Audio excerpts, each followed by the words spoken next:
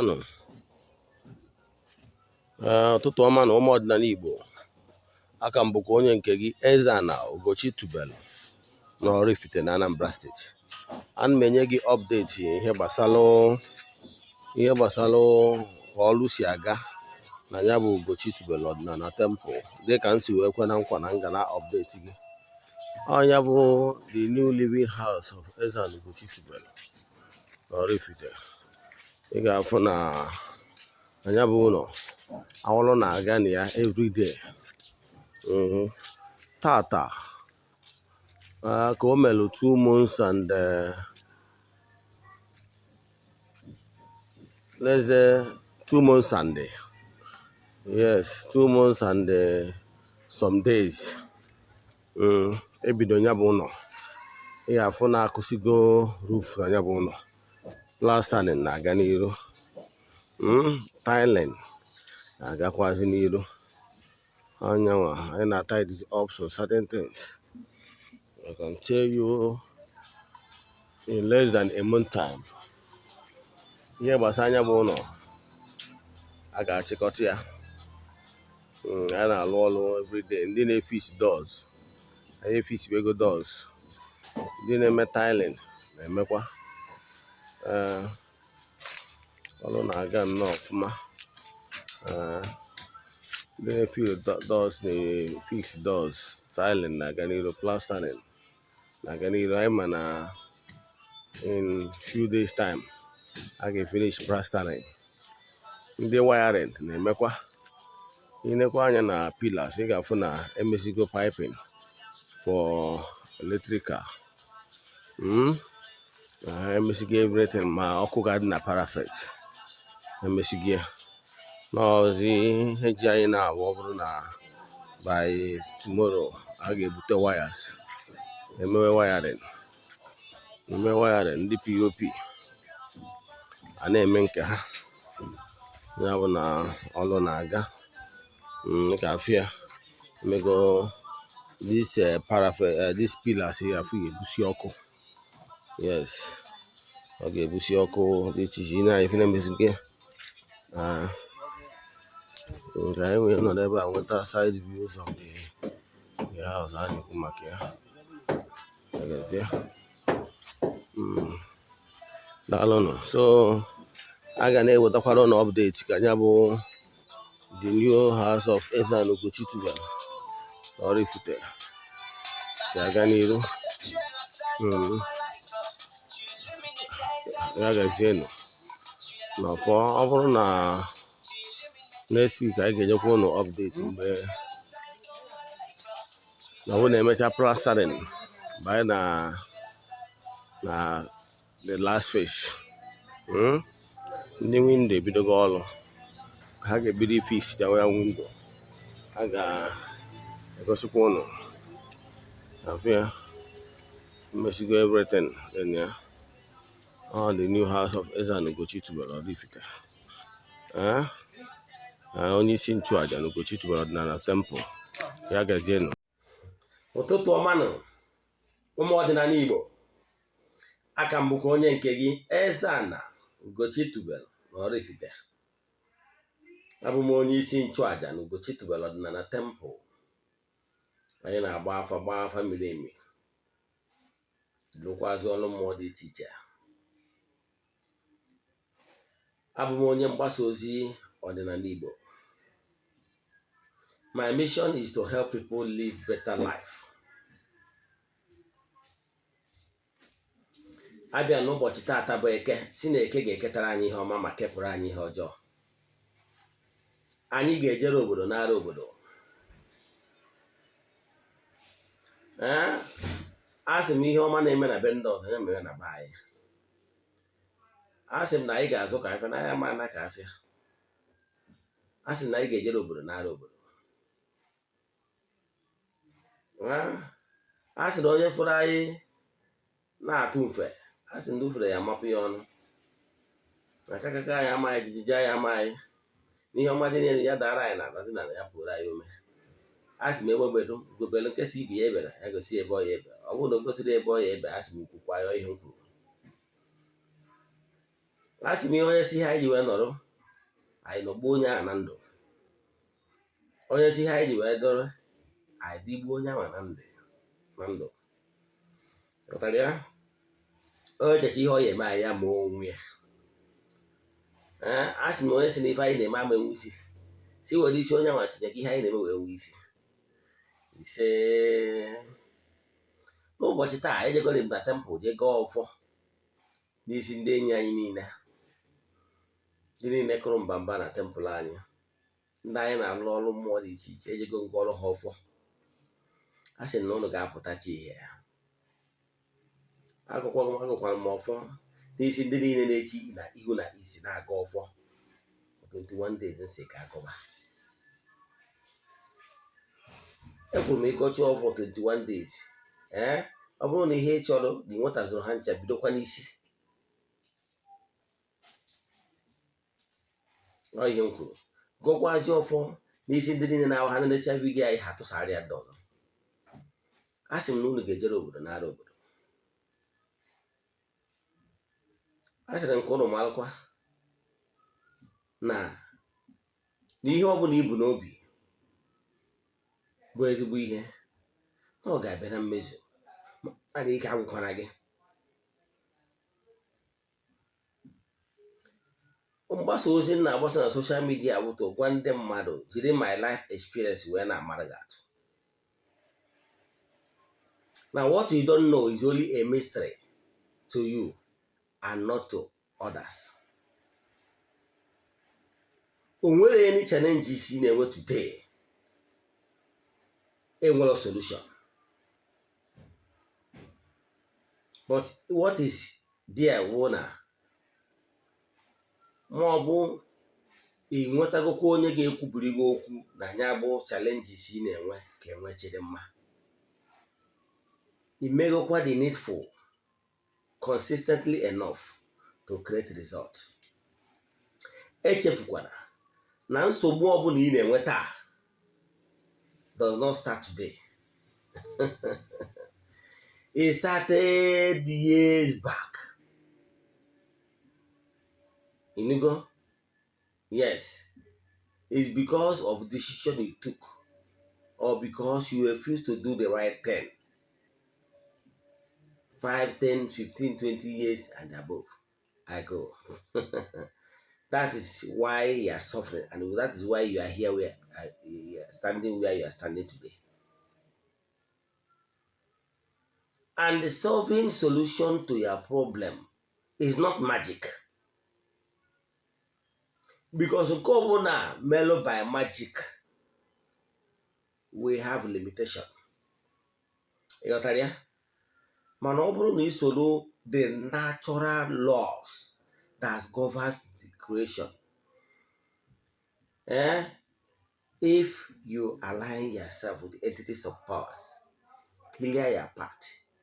If all my bido mebe, no mebe go. All you put a law that givers never lack.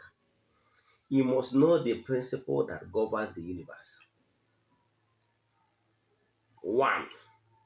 Here you talk and not as na nkuzi dị similar to it before. We don't want ndị na-abịa ajụm Ugochi tubelu kedu ife ha ga-eme. Ọ bụrụ na ị nọ under this influence of this my voice, I want to speak positivity into your life. Asị m na ị ga-apụta ihe. Asị m ga-akụzi n'ọta. Gị mee ihe ị kwesịrị ime ka ị chakee ka ugo. Akụzi n'ọta. Nwere uru dị n'ịkụ ọta. Agbazi na nkịtị when things are not happening the way it should happen. Ị na-anya na ngwurube nna gị ifu na-enwe lot of challenges. Ịgbazi na nkịtị si n'ime ihe ị kwesịrị ime. Mgbe ị dịzi helpless, nke mbụ na there is no hope for onye ọbụla na-give up. Giving up is not a character of successful people. Smart and intelligent people, smart people never give up. You must be consistent. You must remain focused. You must be determined. These three things, I will not like they're being on nowhere for you. So I want to give you step to step ihe ị kwesịrị ime, the preamble of Odinana. Odinana bụ ụzọ ndụ. Egwuru akwụkwọ Joel 4:6 and my people are suffering because of ignorance. You got that?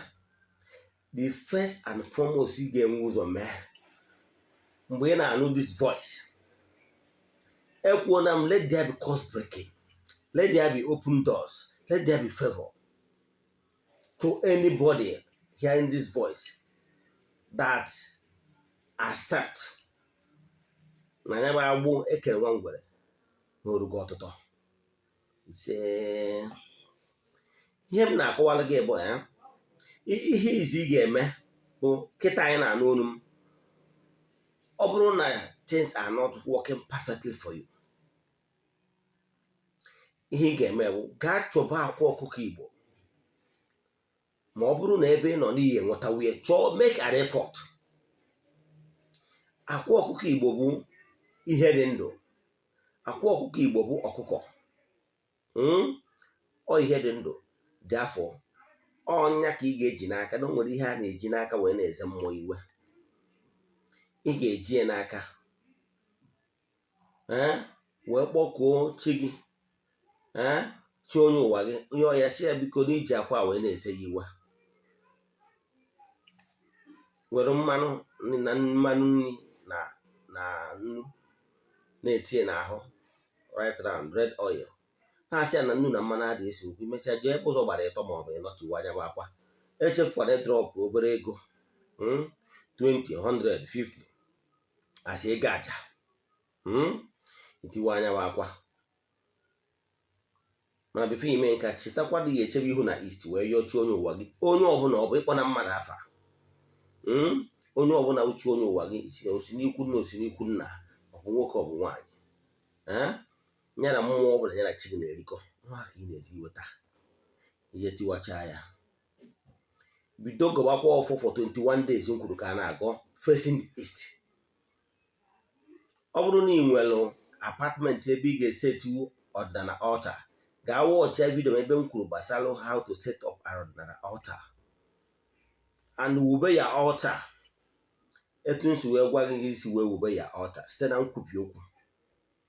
Ọ bụrụ ihe mụnwa wee Eze-Ana Ugochi tụrụ adị m enwefu na temple. Ọ bụrụ ihe m enwefu ide eje na be ndị mmadụ na-ewubere ha altar. No, I have told you how you can do it yourself. Echefukwana na mgbe ọbụla gị na nwaanyị mekọrọ, were ose ọjị, ma ọ gị na nwoke mekọrọ, you have sex, were ose ọjị tinye na mmiri wee saa ahụ. Mgbe ị na-asa ahụ, ị na-ekwubi okwu, ị na-asapụ ụchụ mmadụ. Ị ghọtara ya? Maka na ọtụtụ n'ime ụlọ bụ agbụ ị na-eke onwe gị bụ negative radiation ị na-enweta from multiple sex partners. Ị ghọtara ya? Ọ bụrụ na ị ma na-echeta eyuzu ose ọjị wee na-ajụcha ahụ mgbe ọbụla ị nwetara sex, abadobịa goro ncha eji asa ụchụ, so that mgbe ọbụla ị sara ahụ, i were opportunity a wee sapụ ya. Ị ghọtara ya? Ụfọdụ n'ime ụlọ ihe kpatara na ihe ji continue getting worst for you is that you keep on wallowing in ignorance. Ihe na-esiri gị ike, mana isi keep on keeping those old friends with negative energy. Eklenecha gị jekwa gwuo onwe gị na apịtị. Therefore, ị nidiri ihe ị ga-eji wee na-asa ụchụ kwa ụbọchị maka na ị na-enweta negative energy kwa ụbọchị. Na-efesi isi agwa gị dee isiokwu ụzọ ihe ịtọ ya karị n'ofu ịbụọ maọbụ ịtọ maximum. Dee as prayer point ihe iji agọ for 21 days.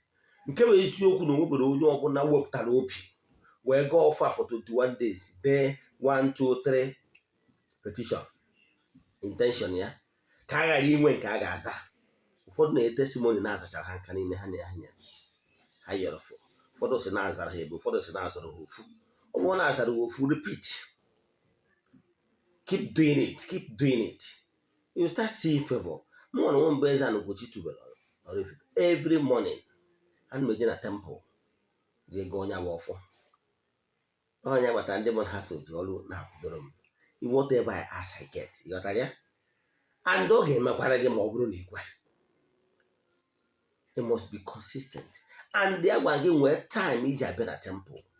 When they be able to go spiritual consciousness, once that is time reach, those entities of powers, the elemental beings, the helpful beings, I want to know what entities of powers that is works in creation, all the forces of nature. Name them: sun, moon, stars, the air, the land, the sea, and the rest of them. There's elemental beings working in harmony in creation for the glory of the Almighty Father. Onye ike niile si n'aka ya bịa. Whether ma ị chọrọ ịlụ n'ụka ma ọ bụ ị chọrọ ịlụ n'ọdịnala, we are all working in creation for the glory of the Almighty Father. Onye ike niile si n'aka ya bịa. Ana m ekwubiri mmadụ okwu whether ma ọdịnala ma ọ bụ n'ụka, depending na conviction onye anwa. Maka na ike niile si n'aka Chukwu, onye kere n'igwe na ala wee na-abịa. Ị ghọtara ya? Mana ihe nji alụ n'ọdịnala bụ na ọdịnala mmụọ original. Reason bụ na o nwere ọrụ ị ga-alụrụ mmadụ, ọ bụrụ na nkwubi okwu nkịtị enwee Chidimma. Nwa ọrụ niile na ga-enwerịrị practical. Dịka Jizọs ji wee mere akwụkwọ ndị ụka ọbịa, ebe ha sịrị na o were ọnụ mmiri tee n'aja gwọọ ya wee tee mmadụ n'anya si ya jezie na mmiri je sachapụ gbada siri je sachapụ ihe. Ihe dago? So on how the thing. Ghọtara ya? So ihe na-achọ ịkọwara gị bụ na Ugochi tubelu na temple, anyị enwezuru ihe niile anwa ihe niile iji wee kwubiri okwu, maka na ike niile that flows from the Almighty Father into creation. But why you are having challenges that you have refused, maybe because of your ignorance, to adapt, to align yourself to the natural laws that governs the universe. Instead of you to adapt to the universal laws, you are now moving against the clock, the anti-clock, therefore making yourself an enemy of the natural laws. Agwara m gị, morals, keep iwu ọdịnala. Ị ka na-achọ favor, but you are still sleeping around with somebody's wife. How will you progress? Ị na-achọ favor, you, a married woman, you are still sleeping around, destroying people's son. You got that? Yeah? Ekwuru m, ọ bụrụ na marriage gị is not working, there is no harmony, please quit. Ọ bụrụ do or die affair, as long as Odinana is concerned. If there is no harmony, that marriage is no longer swinging for the glory of the Almighty Father. Therefore, in that marriage, you are committing more sin by living and pretending with your partner that you know that they don't have money. In fact, if they are nursing more negative energy, evil thought. Therefore, you are committing the more. Therefore, entangling yourself the more. Challenges people are having today is what they have sold. Remember Galatians 6:7 says, God can never be mocked. Whatever you sow is what you reap. Knowingly or unknowingly does not count. Ignorant of laws of nature is not an excuse. You got that? So here na check what today. Oh, if you are sincere that what is happening around you is no longer palatable, you are no longer happy about it. If you have money, do the needful, wallow the nonsense. But if you don't have money, if you have money, you can come to go to Bond, that temple will help you. Even if you don't have money, but you have already repented, and they go sure n'ịchọghị iwepụ aka na mpụ na ọtọnọ, especially ihe wụ nsọ ana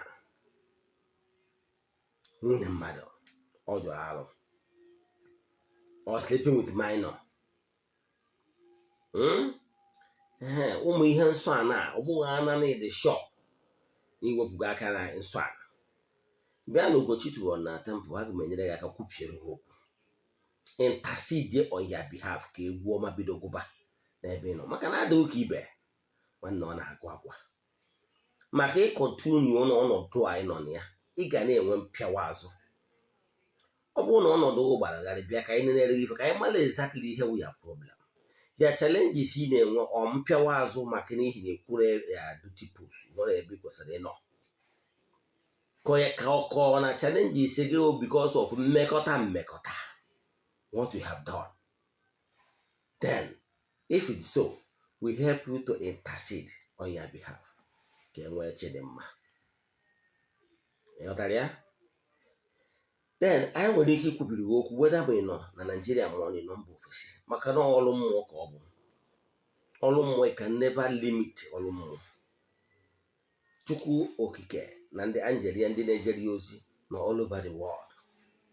They can be sent message, the angel nke Chukwu, ka ha ga gọzie mmadụ.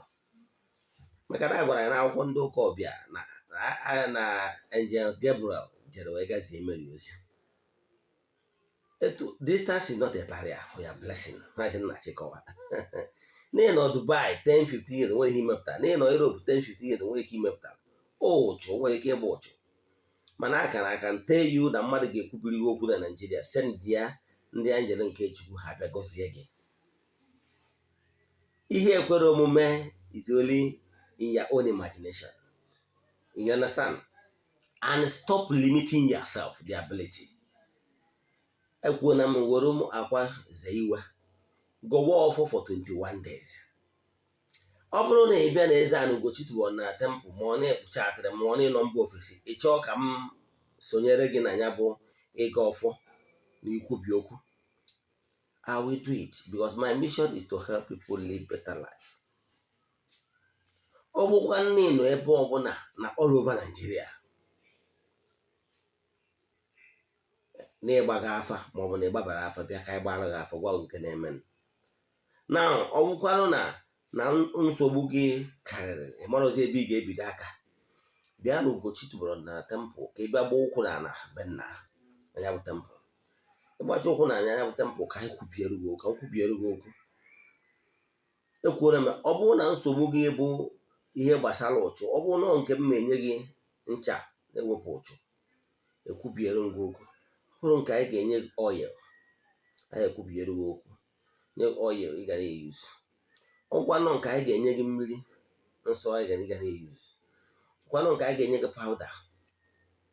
Ihe ndị a bụ ndị nsọ, ihe nsọ dị iche iche akwado site na direction of the people that sent me, site n'aha na ike Chukwu okike nke pụrụ ime ihe niile, onye ike niile si n'aka ya wee na-abịa. Akụzi n'ọta, o nwere ndị ọnọdụ ha ka ọnọdụ gị njọ, but taa that's smiling. A gwara gị na m nwa nwe were living witness years back, nwere oge m na-akụ ọta maka na m ekwere m ịga n'ihu ọrụ m, but today anọ m n'ihu ọrụ m na-ekwubiri ndị mmadụ okwu. It gladdens my heart. And site n'aha Chukwu okike pụrụ ime ihe niile, nkwubiere ndị mmadụ okwu ihe ọma na-eme. Mana echefukwana ihe ị kwesịrị ime na ya own side. Gbaa mbọ sepụ aka n'ihe ọnụwa bụ nsọ ana ka ofu, ka ọ ga-agba arụziere gị ọrụ, ka that blessing remain permanent. Ọgwa ndị Igbo ya nọ Nigeria ya make use of ụmụ ihe nsọ ndị a anyị lụrụ, you na-use ya na apply ya on daily basis. You know why? We are living in a world full of challenges, full of competition, a lot of people, and we are living in a world, evil world today. Onye alachara ọnụ egwuru alachara ya. Ọtụtụ ndị mmadụ nọ n'ụzọ thinking evil, sending negative radiations, negative intentions, na-achọ who to devour. But ọ bụrụ na ị protect onwe gị, mee ihe ị kwesịrị ime, apply these holy things upon your life. Those evil people, the witches and wizards, they will see you and jump over. You got that, yeah? Yes. You must have this devotion, have time for meditation, silent hour, silent time, silent moments. Apply these holy things. Use them in your daily routine, in your daily rituals for protections. Those things I prepared in Ugochi temple are not just for preparing sake. It was through the direction of those who called me, the entities of powers. Because Ugochi temple wee ebe nwere onwe, ebe ịgwọ ọrịa, ebe mbuni elu, ebe ịsa ụchụ, na ebe ihe ịrịba ama wee nye ụmụ mmadụ. What gladdens my heart is ikwubiri ndị mmadụ okwu fụ na ọ na-abịara mmezu. Ịkụzi na ọta. Enwere ndị enwere ego na-abịa n'Ugochi temple ekwubiere ha okwu without even asking them for money. Because money is not even my problem. My problem is how to impact lives through my own gift. Ekwubiri ndị mmadụ okwu maka na mgbe almost on daily basis people will be sending Ugochi testimony to give. So many people, ụfọdụ na ndị nọsi mgbe obodo oyibo, obodo adịghị obodo nke ndị Nigeria, ụfọdụ nwere ike sị ihe testimony na ha nọ na nlọ facing some challenges. All of a sudden, I appeared and rescued them. Ụfọdụ ndị ga-ete so many things. Ụfọdụ ndị ga-asị na mma na ha from na nlọ ebe mbịanye ha one thing or the other. Enwechi them mma. So many things. All by the grace of Almighty. Aha Chukwu Okike. Ngozi niile na-agọzi ndị mmadụ nwa kwubi okwu niile na-ekwubiri ndị mmadụ n'aha Chukwu Okike nke pụrụ ime ihe niile. Onye ike niile si n'aka ya wee na-abịa. Onye ka anyị ekwubi okwu. Ihe ịrịba ama na-eme. Abụrụ m onye na-eshi o testimony. But nke bụ eziokwu bụ na Ugochi temple ihe ọma na-eme. Ma ọ bụrụ na ị kwere were ezigbo obi ghara inwe doubting Thomas, ghara ịda efiro na ije go so many places. Bịa ọ bụrụ na mmiri ngozi ka ngozi enye gị, ikwenyeghị ana ị ga-afụ ihe dị iche maka na ịkụ ụta achọka. My mission is to help people live better life. Ọ bụrụ na ndị mmadụ na-achọ ịnara oke gị and they dey sure 100% na onwere onye iwere nke ya, na onwere onye iji enara oke ya, bịa aga m enyere gị aka. My mission is to help people live better life. Ọta ị na-akụ mgbe ụfọdụ challenges you are facing because you have not done the right thing consistently enough to create result. Ị kwesịrị inwe spiritual mentor onye na-aba aka gị. Mgbe ụfọdụ enwere ike sị na go off for 21 days, you go off for 21 days. Ọ bụrụ na ihe dị iche emechabụ like that, you give up. While ọfọ ahụ ị na-agụ nwere ndị goda within 4 days, 1 week, nwee testimonies. O nwere ndị agbụ ekere ha agbụ front and back. Therefore, ị nwere ike need the tense pronouncement, need the heavy work on your cause, because those interceding and alignment will still go to entities of powers ndị niile na-agba ụgwọ, onye na-agba ụgwọ wee align or appease to them. O nwere nke bụ na onye nchụaja ga-ekwubiri okwu. Ịghọtara ya? Learn how to do whatever you are doing, backing it up backing it up with spiritual force. Ka m kwụsị ebe a. Ọ bụrụ na ihe ndị anyị egosi gị holy things anyị nwere, mmiri agọziri agọzi, anointing oil, favor powder and favor soap eji asa ụchụ. Onwe nke chọrọ, we ship them nationwide, even we export some of them to outside the country. Send the message in our WhatsApp 0805 7837 672. Eze-Ana Ugochi tubelu bụ afa m.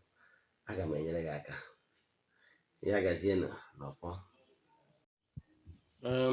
Ncha anyị na-afụ kịta, ncha organic soap, ncha awele ka ọ bụ,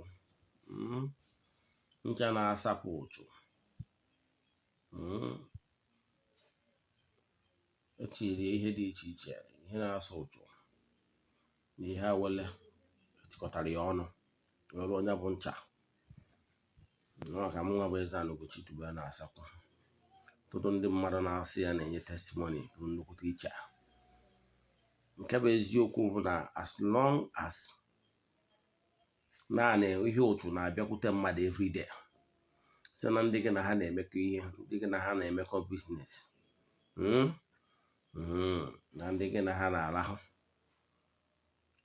ị kwesịrị ịdị clean ụchụ everyday. Etu isi aza ụlọ gị everyday, etu a ka ị kwesịrị isi na-awụchapụ ụchụ. Maka na ụchụ dị contagious, dị contagious something. And enwere ụzọ dị iche iche eji enweta ụchụ. Echefukwara na enwere ụchụ mmụọ na ụchụ mmadụ. Maka ụmụ minor ụchụ, ụmụ biga ụchụ, depends. Mana ụmụ ihe ụchụ a na-asachapụ ụmụ minor ụchụ anyị na-enweta very carelessly, but accumulation of minor ụchụ can become big and become negative energy that will be preventing goodies from reaching you. So ị mara ihe dị mma, ị kwesịrị ịdị egoro ụdị ncha dị etu a na-eyuzu. Enwere a lot of testimonies. Nke a bụkwa favor powder Ugochi tubelu Odinana temple. Ọ dị n'ụdị dị iche iche. Afụsị ya. Favor powder bụ nke anyị ji edunye mmụọ niile na-arụ ọrụ n'ikuku ozi. Na mmadụ n'obodo oyibo wee kweghị nkwa. Kweghị nkwa ihe ọ ya emere gị, mana o mechazi o mere ya. A na-agbawa ụchụ mmụọ, na-agbawa ụchụ mmadụ. Ọ powder ka ị ga-eji wee dunye mmụọ ndị na-arụ ọrụ, the early beings, mmụọ ndị na-arụ ọrụ n'ikuku ozi. As long as ikuku na-eku n'ebe onye anwa nọ, ọ na-ejesa all over the world. Agwaghị etu ị ga-esi wee na-eyuzu efunye n'ikuku, ojebe oru jebe Igbo. Onye a sị na ọ ya akwụghị ụgwọ, ọma na-eme onye a na-eku ha n'ikuku. Anyị pịtacha agha ka ekwuru ka nwoke si akwụ. Ị na-eyuzi powder wee na-enweta ihe nwoke gị. Ọ favor powder anyị kpọrọ ya. Anyị nwekwaziri favor oil. Ọ dị n'ụdị dị iche iche na size dị iche iche. Ahụ ndị nnukwu size ya, ndị ahụ ndị obere size ya. Ọ anointing favor oil na-eweta ụchụ, na-eweta favor. O nwere onye adịghị eyuzi ya, ma ndị ụka ọbịa ma ndị pastọ na-eyuzi. Onye ọbụla bụ mmadụ ma nke ndụ na-eku ume na-eyuzi ya. Ya bụ oil, ekwubicha okwuchi ịpụ n'ụtụtụ, imechara ya nwa obere tee n'ihu gị. Mete ya n'ụkwụ gị, na ị ga-asọta ihe ọma n'ụkwụ aka, ndị sọta ihe n'ụkwụ aka ekpe n'aka gị, ihe ọma ga-emere gị, na ị ga-akụta ihe ị ga-erite n'aka gị. Ewepụba. Agbazina onwe gị nkịtị na adịghị ka ibe na ọ na-akwa akwa. Agbazina onwe gị nkịtị maka na ya nọ na competitive world. Onye alachara ọnụ ụkwụ alachara ya. Imezina onwe gị dị too vulnerable to every attack. Protect yourself, protect your territory. Golo anointing oil ahụ ka egwu ọma bido gụbakwara n'ebe ị nọ. Anyị nwekwara ihe nke ọzọ anyị produce n'Ugochi tubelu Odinana temple bụ anointing and cleansing water. Nke ahụ adịrị ebe a. nke anyị na-eprodusukwu ya.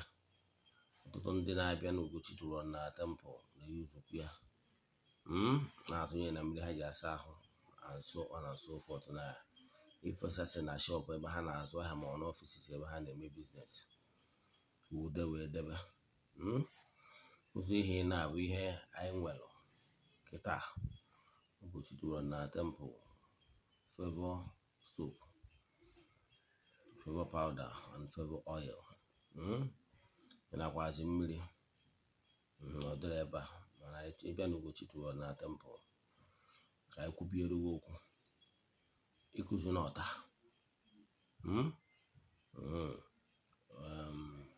Na topic ga-esie kịta ma kọwaa gbasara ihe gbasara ya, mana ọ ka ngosizie ya bụ oil na ihe ndị ọzọzi, so that mgbe mma na-akọwazi na nkụzi mma ekuzi taa ka i wee ghọta ihe m na-ekwu maka ya. Isizi na ị nwere ego na-akụ ụta, bịa n'Ugochi tụrụ na temple. Ọ bụghị anyị nọ na Naịjirịa, bịa ka anyị kwubiere gị okwu, ka anyị nye gị ihe nsọ, ihe ndị ị ga-eji wee na-adọta favor, maka na ihe a nụrụ anụ dịchi n'ime ahịhịa na mgbọrọgwụ dị iche iche na ihe nsọ dị iche iche eji wekwara onye bụ ihe nsọ ndị a maka ọdịmma nke gị. Ya gazie.